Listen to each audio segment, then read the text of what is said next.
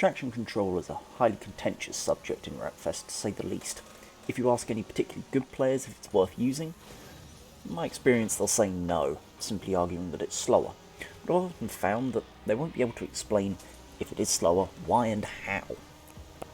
Well, I'm by no means a slouch, holding claim to almost 40 top 100 times, and well, I can't be bothered to count all my top 500s, but I think traction control may have its place in Wreckfest, and certainly some very good uses if you can work with it. First, we need to know how it works and what it actually does to the car. This is Wreckfest Science. Let's get started. Essentially, all traction control does is reduce the engine's RPM to maintain traction on the track.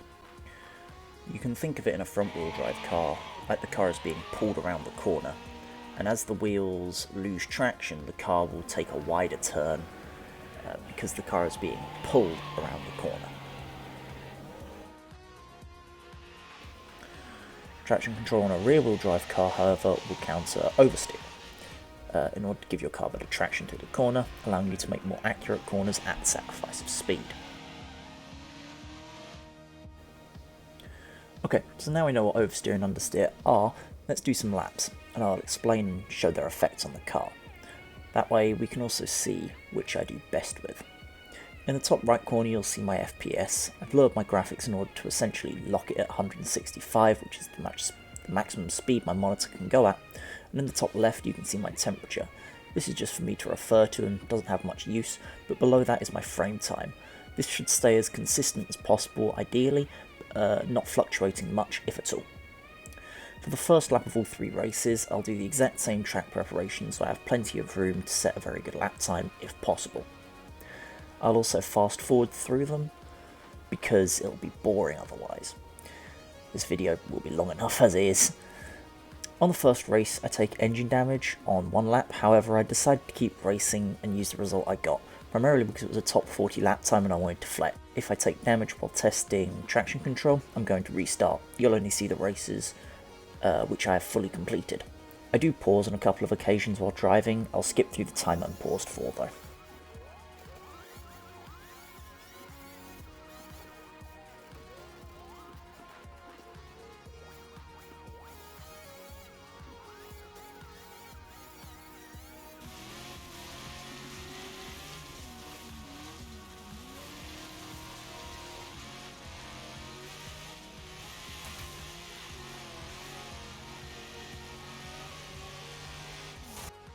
The tyres in front of me I'm going to drive through whenever I think I'm going to do a particularly good lap. I'm also going to drive through them always on the last lap because that will be the most committed lap that I do, given that I haven't driven through them before, of course. You'll also notice that I've gotten a new controller. Well, alright, it's not exactly a new controller, it's the controller that I used before I got the one that I am not using anymore. This controller broke. Something wrong with the chip, it's been having problems since I got it. That's what you get for buying refurbished stuff, I suppose. This does mean that the triggers do not modulate, they are locked and will only toggle on and off like a button. Also, my steering will sometimes veer me randomly left, although it doesn't happen in any of these races because I threw those ones away.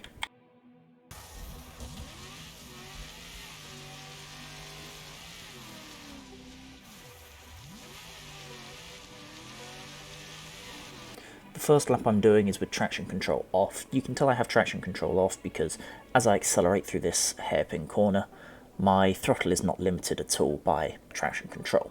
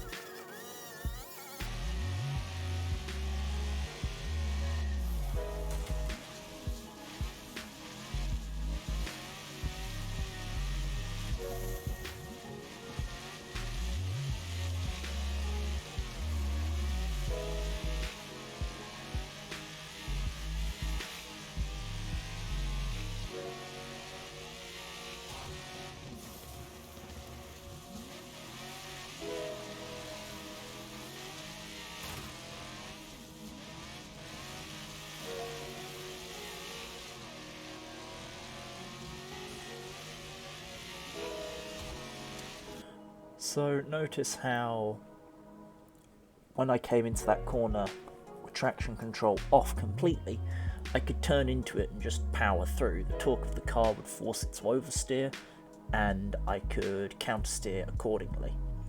However, with traction control on half, this didn't happen. Instead, what happened was the car tried to straighten out a bit without me putting any input in on the controller. This was the first big difference that I noticed.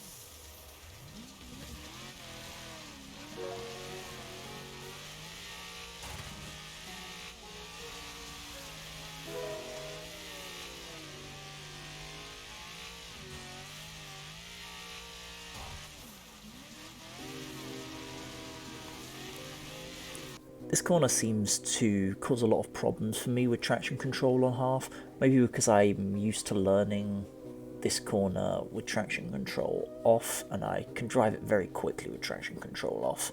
However, here I countersteer by mistake, expecting the car to try to oversteer, and I nearly cause a crash.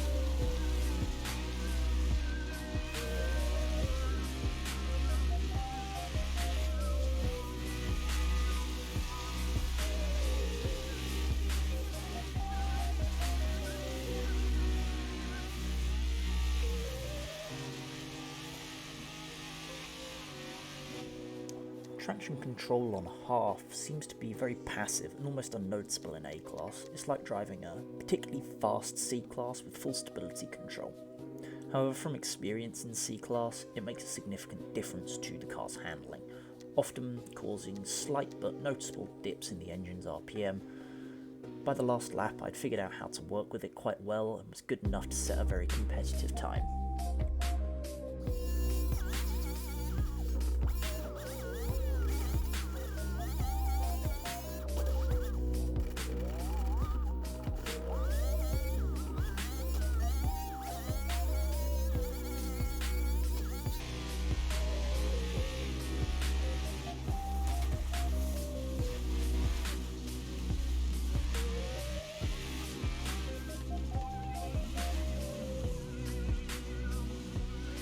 Traction control on full makes a significant difference to the way the car handles, clearly.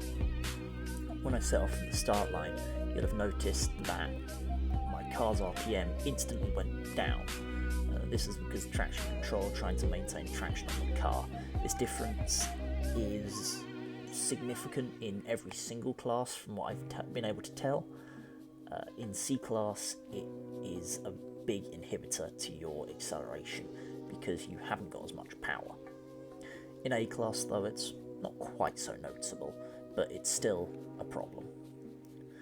You'll also have noticed that coming through this corner I tried to slide through like I did when my traction control was off and when it was on half. However, the throttle was just immediately limited and I couldn't accelerate anymore, even though I was trying.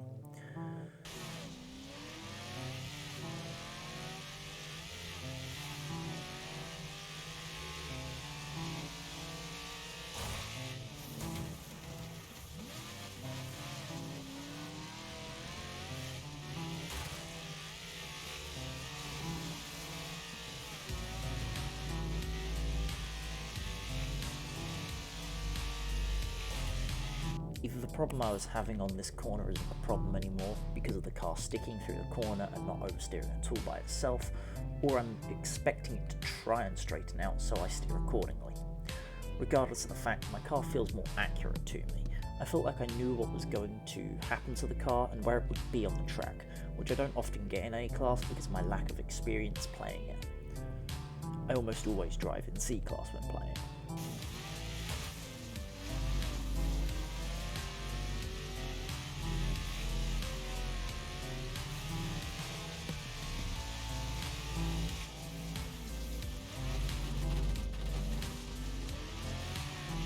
Strange feeling with traction control on full. Like I said, I feel like I know where the car will be on the track, but at the same time, the steering is more vague feeling. It's almost like the car is trying to drive itself, but it doesn't know where it's going. I really can't describe it any better than that.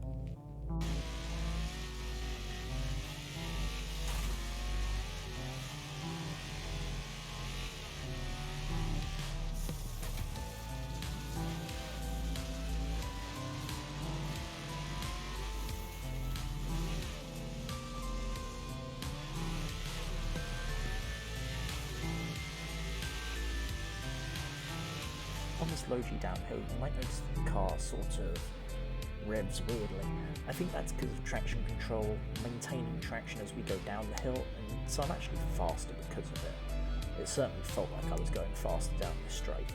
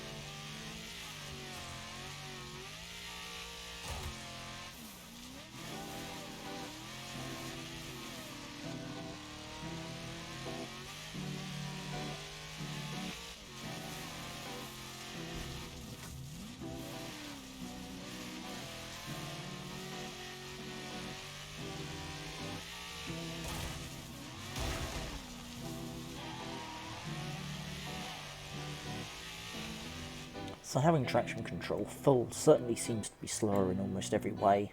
Me being only 0.800 of a second slower though makes me wonder if I could help it in any way by changing my tuning up a bit. Perhaps traction control struggles more with a lock differential, which inherently causes oversteer and understeer in rear and front wheel drive cars respectively. Let's set our differential to 3 and find out.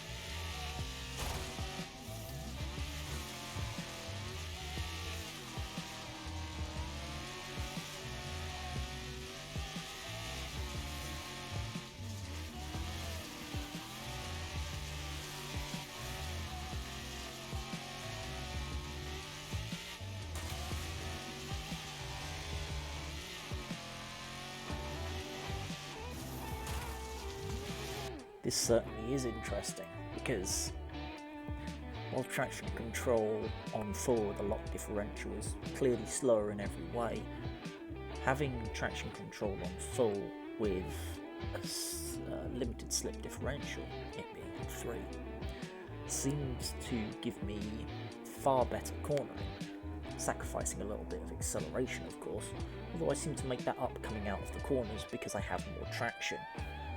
And the rear-wheel drive nature of this car seems to be able to put down the power more effectively in conjunction with the traction control.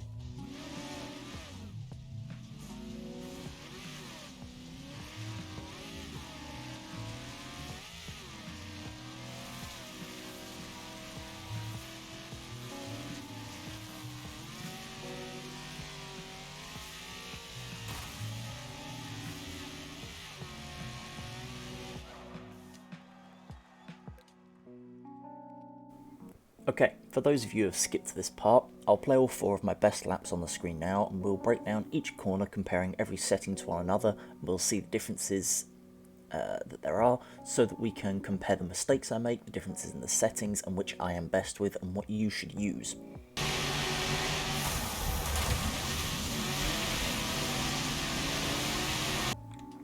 As I expected to see, without traction control I'm the furthest ahead. However, I'm second with 3 differential and full traction control. Now, we'll have to wait and see if that continues to be the case, but it's certainly interesting.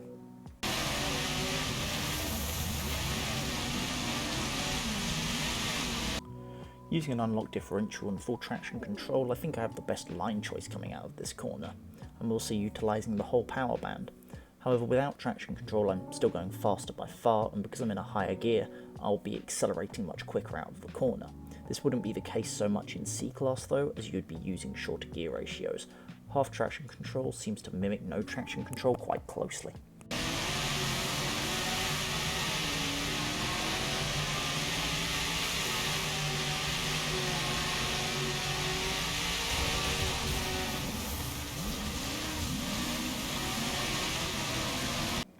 Using full traction control, I came into that corner the most committed, and would have been much faster through if I didn't come off the track to the left, and was forced to adjust because of that. Coming out of the corner I was faster with full TCS and an unlocked diff than I am with no TCS at all. But this difference is negated because the car can't rotate around corners as easily as it does with a locked differential. Half traction control I'm roughly 1 to 2 miles an hour slower than without any traction control, and my line choice is actually best through that corner. I'm not as well set up for the next corner unfortunately, as I am with an unlocked diff or no traction control at all.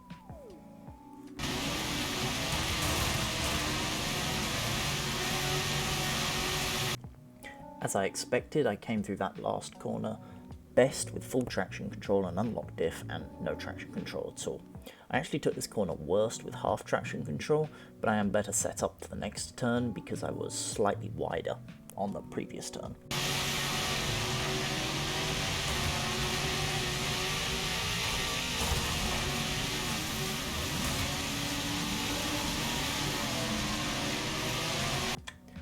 This uphill right-hand corner is very hard to do well. I think it's actually one of the most difficult turns in the game. With no traction control, I'm basically in the middle of the track coming into the corner. However, with a locked differential, this is fine because I can angle the car accordingly and just power through. My line is best with half TCS. Coming out of the corner, I was fastest with no traction control, despite having the worst entry into the turn. Traction control seems to bog the engine down slightly as you make that high G sharp turn. I was doing about 90 miles an hour coming out of the turn with no TCS. With half TCS I was going about 86, and with full traction control and an unlocked diff, about 89. I was going about 77 with full TCS. This was because I had to shift down to 4th so I didn't lose the power band, which is what I find you most often lose time to with full traction control.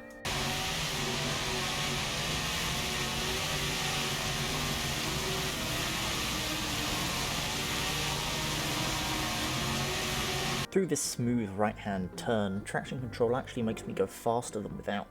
I even needed to bleed off speed by turning harder with half traction control, which didn't help me go faster overall. The traction control seems to help most when you're on these low G fast corners. Something that vanilla Wreckfest lacks a lot is low G fast corners, which helps explain why players look down on it so much. My rock jumping is highest with full traction control, but I'm actually slower because of that. You actually want to kind of glide your left wheels over it like you see with no traction control. And with full traction control and an unlocked diff, I never had to jump it anyway because I had lost so much speed not having a locked diff. Maybe if that corner were tarmac, I would have been a little bit faster through that with an unlocked diff, but I doubt it.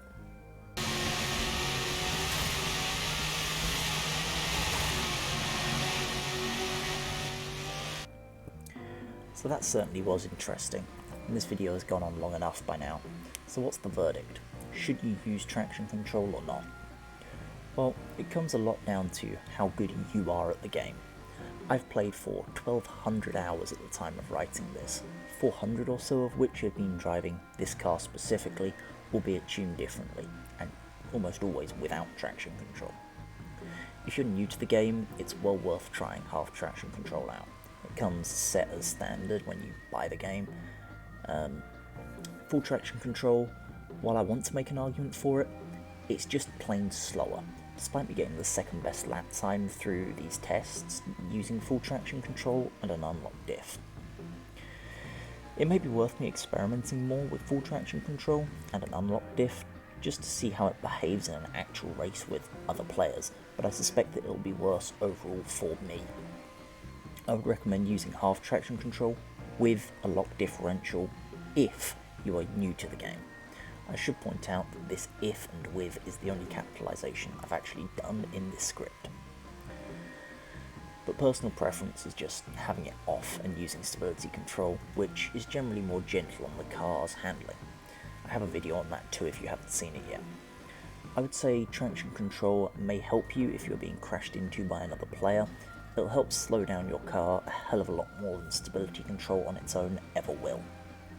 And it'll still retain some more health than it would otherwise, and it'll lower damage to your own car, of course.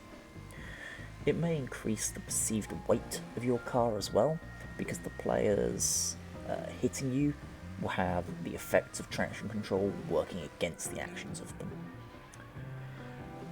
It would also help if you're hitting someone else because your wheels will spin less, keeping the momentum more.